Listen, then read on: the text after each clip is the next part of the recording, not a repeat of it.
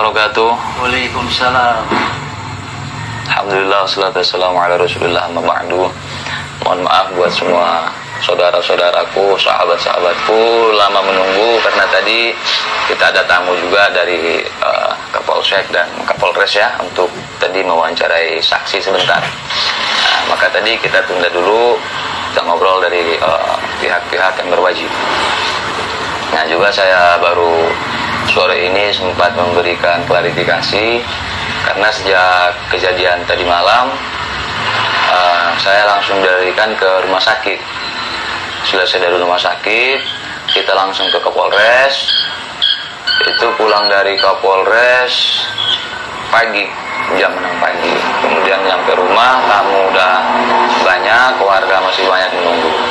Jadi mohon maaf baru bisa memberikan klarifikasi. Ini pun terpaksa saya sempatkan sebentar karena tadi saya melihat dari pihak mereka membuat kayak konferensi pers ya, dengan mengatakan kebalikan dari fakta yang ada. Jadi saya tidak akan menjelaskan panjang lebar untuk saat ini. Yang jelas saya ingin memberitahu bahwasanya masalah ini telah kita serahkan kepada pihak yang berwajib ya, kepada pihak yang berwajib. Bahkan kan saya sering sampaikan selama ini, apabila ada narasi saya yang kalian anggap dusta, fitnah dan segala macam, itu saya bersedia mempertanggungjawabkannya dunia akhirat. Ini negara hukum, silahkan laporkan ke pihak yang berwajib. Tapi yang ada apa? Malah sebaliknya. Nah, kemudian tadi saya melihat di video tersebut, kalau yang mengatakan saya berteriak-teriak kayak anjing, kemudian jatuh kayak babi, itu biarkanlah. Ya mungkin begitu cara dia mengekspresikan ketidaksukaan dia dan sebagainya. Ya. Kemudian di situ ada kalimat bahwasanya katanya saya memprovokasi warga. Bentar. Sebelum ke situ katanya berawal dari mereka datang, kemudian begitu si santri muridnya si Umar mengatakan saya santrinya Habib Umar, katanya saya langsung lari mendengar itu. Astagfirullahaladzim, innalillahi wa inna ilaihi rajiun. Tapi nggak apa-apa, yang jelas keterangan sudah masuk ke pihak yang berwajib. Tadi malam kita bikin LP, sudah di BAP, sudah selesai semua. Dan saksi juga ada, saksi yang masuk beberapa orang. Tapi kalau saksi di TKP mungkin bisa dibilang sekampung ini ya Pak. Ya. Tadi malam, kejadian kurang lebih jam 8:30. Nah, tadi malam. Ini semua luka memar karena begitu duduk di awal, ada salah satu orang yang posisinya di sebelah kanan meja langsung bilang ke saya, kamu lubis kan? Kenapa bang? Saya bilang gitu. Kamu lubis kan? Oh iya, gimana bang? Saya jamaahnya Habib Umar, saya mau berantem sama kamu, mau di mana? Saya langsung intimidasi. Saya coba tenang. Tadinya saya mau ambil HP buat ngerekam, entah video ataupun rekaman pernyataan dia. Cuman karena situasi tidak memungkinkan kan, mereka di sekeliling saya tambah ada 2 orang yang berdiri. Ya kan, 2 orang yang berdiri udah siaga. Saya bilang, oh nggak bisa begitu bang. Saya sering sampaikan, apa-apa yang saya ucapkan dalam konten, saya tanggung jawab dunia akhirat. Ini negara hukum. Kemudian silahkan laporkan ke pihak yang berwajib. Dia tetap nggak terima, tetap ngajak ribut. Saya udah firasat buruk. Kenapa? Saya lagi sendirian di situ. Mereka 6 orang. Di mobil nggak tahu entah berapa orang yang ada dalam mobil. Yang saya lihat 6 orang datang, itu 4 orang duduk di sekeliling saya, 2 orang berdiri. 6 orang. Nah, kemudian saya berdiri, saya mau masuk ke rumah, mau bangunin beliau ini Pak RW. Karena sebelumnya pas ada tamu saya cek lagi tidur, saya nggak enak banguninnya. Nah, tapi karena mereka udah mau mulai ribut, mau mulai main kekerasan, saya berdiri, saya mau masuk ke rumah. Jangan kabur kamu. Mereka langsung mau coba nangkap saya, oh saya lari. Kenapa? saya langsung merasakan firasat tidak enak. Saya lagi sendirian di situ, yang jaga warung, yang punya warung lagi ke rumah. Kenapa? Saya pesan kopi buat mereka, karena mereka tamu saya. Saya pesan kopi, tadinya 4, Pan bikinin kopi 4. Kemudian nyusul lagi, setelah mobil yang ada si Umar di dalam datang, nyusul lagi 2 orang. Terus saya bilang, Pan tambah kopi 2, jadinya 6. Yang punya warung pun masuk ke rumah buat panasin air. Tinggallah saya sendirian. Saya jamu mereka, ahlan wa sahlan wa marhaban.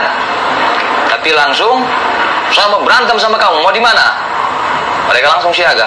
Nah, oh nggak bisa gitu, Pak. Saya mau masuk ke rumah, nggak dibolehin, langsung disamperin. Kamu jangan lari, mau ditangkap, saya tidak mau.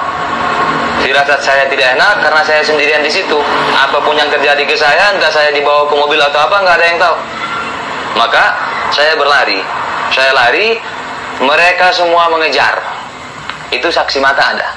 Ada seorang anak yang mau beli rokok karena yang jaga warung lagi di rumah, dia nunggu. Ya, dia menunggu. Dia lihat saya dikejar rame-rame. Saya dikejar rame-rame, bahkan mereka meneriaki saya maling. Itu setelah teriakan maling itu menggema, warga pun mulai keluar. Saya teriak minta tolong, mereka teriakin saya maling. Kemudian sampailah saya kepleset. Saya tidak tahu apakah kepleset sendiri atau ada yang narik baju saya segala macam, saya nggak tahu. Saya tidak tahu, kepleset. Luka di kaki nggak bisa saya liatin karena ada yang kena paha, lutut, masuk aurat, termasuk di leher saya. Semuanya luka memar, ada memarnya. Semuanya ada memarnya, kecuali di telinga saya tidak ada memar, asli sobek. Saya tidak menuduh itu dari senjata tajam dan sebagainya. Hanya saja kami serahkan ke pihak yang berwajib dan sudah dilakukan visum. Nah, itu kurang lebihnya ya. Kemudian ketika saya terjatuh, kalau kata mereka, saya lari nggak ada yang ngejar. Kemudian jatuh sendiri, kayak babi katanya. Kemudian katanya, muridnya si Umar ini kasihan lihat saya katanya.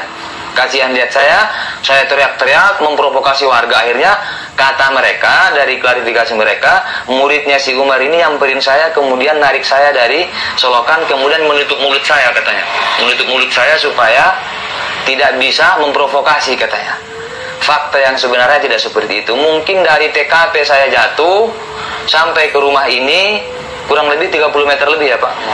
Itu saya dipiting oleh orang yang tingginya di atas 170 cm, badannya lebih besar dari Bang TJ. Itu dipiting sampai saya teriak, saya nggak bisa nafas. Ada semua warga yang melihat histeris, takut saya mati. Ini sekarang saya nelan, minum, ini masih sakit. Masih sakit.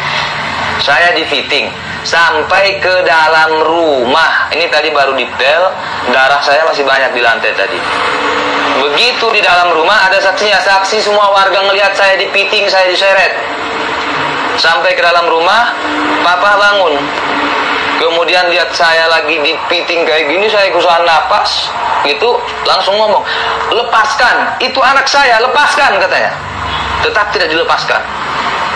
Saya tarik untuk melepasin, dibantu sama papa, barulah lepas.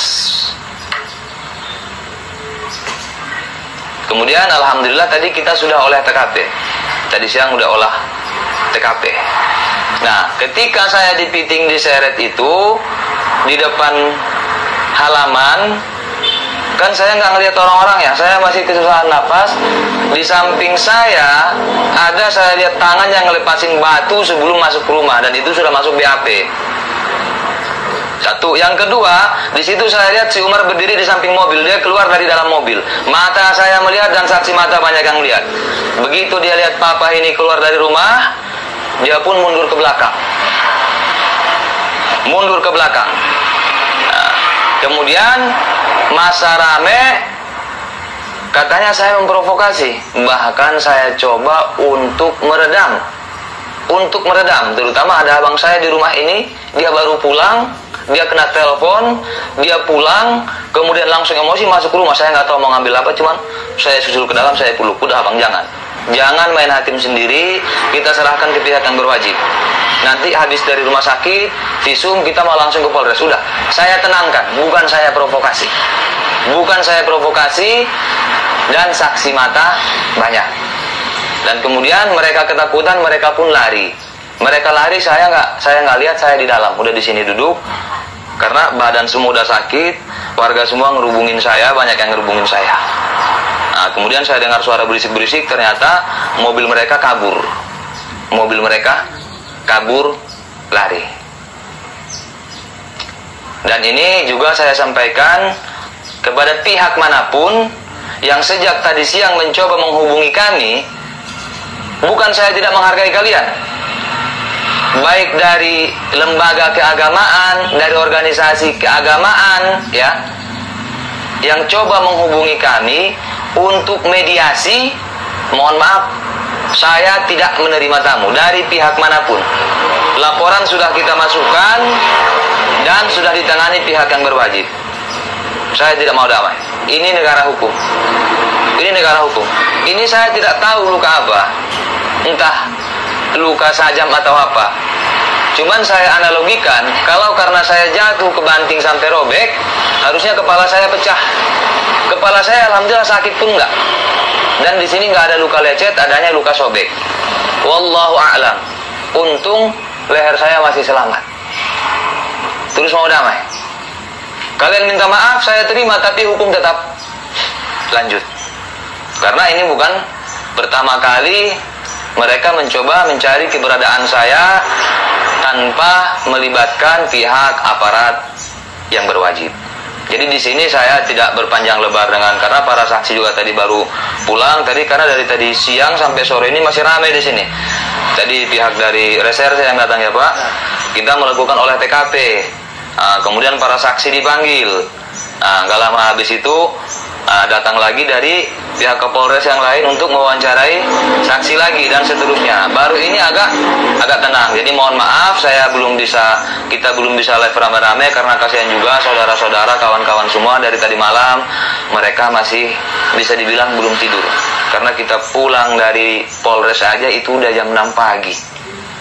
Sudah jam 6 pagi. Jadi intinya semua luka di tubuh saya, di kaki, di tangan, di leher, semua memar kecuali ini. Ini tidak memar. Ini sobek. Nah, kalau katanya saya ditutup mulutnya biar nggak memprovokasi warga, itu ya, itu saya rasa fitnah yang berlebihan. Karena dari banyak saksi mata melihat, dari saya terjatuh, kemudian mereka langsung memfitting saya, jaraknya hampir 30 meter. Sampai ke rumah ini itu saya difitting, bukan ditutup mulutnya, bukan. Dan sampai sekarang tenggorokan saya masih sakit. Sampai ke dalam rumah, mereka bikin onar di rumah orang, di rumah seorang ketua RW. Kemudian tuan rumah udah bilang, lepaskan, itu anak saya, nggak dilepasin. Apakah saya mulutnya ditutup atau difitting? Enggak ditutup, cuman dipiting. Ya, dipiting. Ya. Nah, ini salah satu saksi, dan masih banyak warga sekampung saksinya melihat saya diseret dari sana. Diseret dalam keadaan difitting. Mereka rame di situ. Total mereka yang ngedatangin saya itu 6 orang. Ya, difitting itu diginiin ngap ya, diginiin. Nah, jadi kalau kata mereka dalam ibaratnya klarifikasi ataupun konferensi pers sepihak mereka, katanya belum ada ngomong apa-apa, cuma ngomong saya santrinya Habib Umar, Lubis langsung lari gitu. Astagfirullahaladzim. Ada warung di situ, ada yang jaga warung di situ. Tadinya mereka 4 orang, saya minta, Pan bikinkan kopi sama kayak kopi saya, cappuccino 4. Oh iya Tat, nanti katanya, karena masih ada orang yang beli. Kemudian nyusul 2 lagi, datang rombongan lagi bawa mobil. Sebelum mereka datang, rombongan Umar yang di mobil ini, orang yang datang pertama kali itu menerima telepon di samping saya. Intinya mengatakan sudah bertemu dengan saya, kemudian mengatakan lokasi. Bahkan saya kasih petunjuk depan kantor lurah, saya bilang gitu. Kemudian tambah 2 lagi, Pan kopi tambah 2 lagi jadi 6, saya bilang gitu. Bukan saya langsung lari. Kemudian, kamu lu bisa? Kenapa Bang? Kamu lu bisa? Oh iya, gimana bang? Saya mau berantem sama kamu, mau di mana? Saya langsung digas. Oh, nggak bisa gitu bang, nggak bisa gitu. Saya sering sampaikan, semua yang saya ucapkan saya tanggung jawab. Dunia akhirat, laporkan ke pihak yang berwajib, ini negara hukum. Saya jawab seperti itu. Dia tidak terima, langsung berdiri. Saya merasa terancam dong di situ. Saya sendiri, mereka berenam, belum lagi di mobil saya nggak tahu ada berapa orang. Ya, saya merasa terancam. Saya coba geser mau ke rumah, mau manggil Pak RW, mau ngebangunin. Tapi saya dicekal dari depan, ditutup. Akhirnya saya pun berlari ke depan, nggak jadi ke rumah. Dikejar rame-rame. Itu ada saksi matanya, anak dari Bang Wan ya Pak, ya, yang melihat saya dikejar oleh mereka semua. Nah, kurang lebihnya begitu. Nah, ini penjelasan singkat saya. Lengkap-lengkapnya juga penjelasan dari saksi itu semua sudah kita masukkan ke laporan, tepatnya ke pihak Kapolres. Dan sekali lagi, kepada pihak manapun, dari lembaga manapun yang ingin bertemu dengan kami sebagai perantara untuk mediasi atau restoratif justice atau berdamai dan segala macam, mohon maaf, kami sudah melimpahkan ini semua ke pihak yang berwajib. Jadi saya tidak menerima tamu untuk saat ini karena alasan kesehatan dan alasan keamanan. Keselamatan saya terancam. Kurang lebihnya begitu penjelasannya. Dan tadi juga ada saya sampaikan sedikit di Polres. Beberapa hari sebelum kejadian ini, tepatnya hari Kamis, ya. Jadi ini saya mau kasih analogi tentang pernyataan mereka yang tidak mau mengaku. Tentu bagi teman-teman semua udah nggak asing ya. Sampai dulu si Umar pernah menyuruh orang mencari saya ke unit 2, ke tempat Gus Azhar, tapi dia tidak mengakui.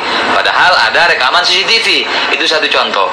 Contoh kedua, ada salah satu orang mereka, rencana saya mau melaporkan orang ini duluan. Karena sudah mencoba mencemarkan nama baik saya di sini.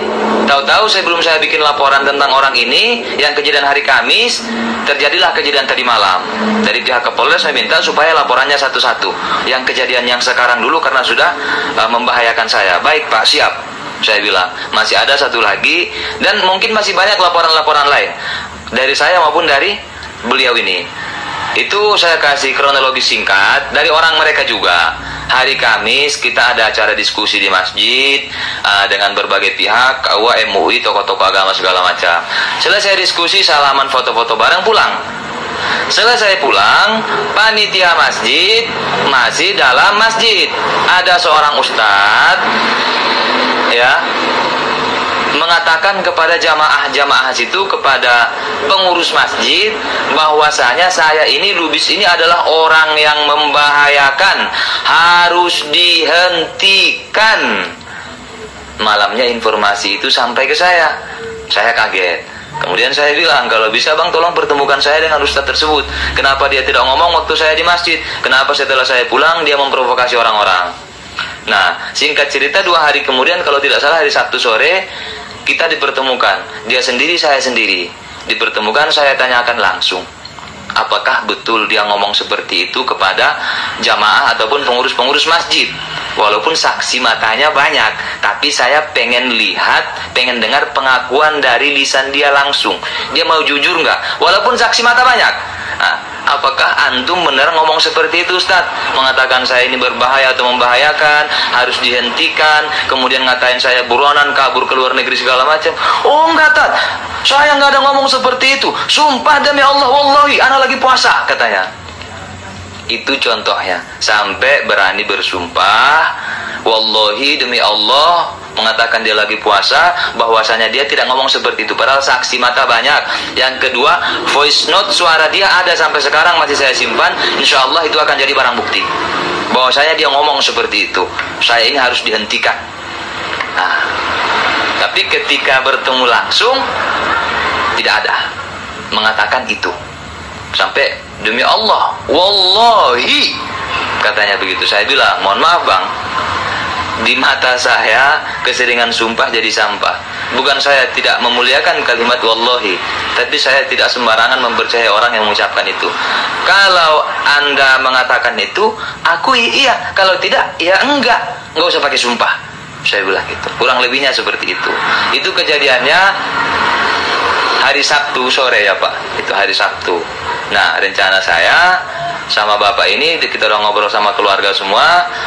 Kita mau siapin data, berkas, bukti segala macam beserta saksi untuk membuat LP yang ini. Karena saya merasa nama baik saya dicemarkan. Dia memprovokasi, menebar ujaran kebencian, menghasut warga-warga sini untuk membenci saya dan sebagainya dengan mengatakan saya ini membahayakan, saya ini buronan dan sebagainya. Jadi saya keberatan di situ. Saya ingin buat LP membuktikan bahwasanya saya tidak membahayakan, bahwasanya saya tidak buronan, saya datang ke kantor polisi. Itu rencananya.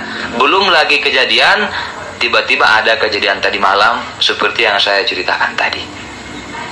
Begitu ngap ya.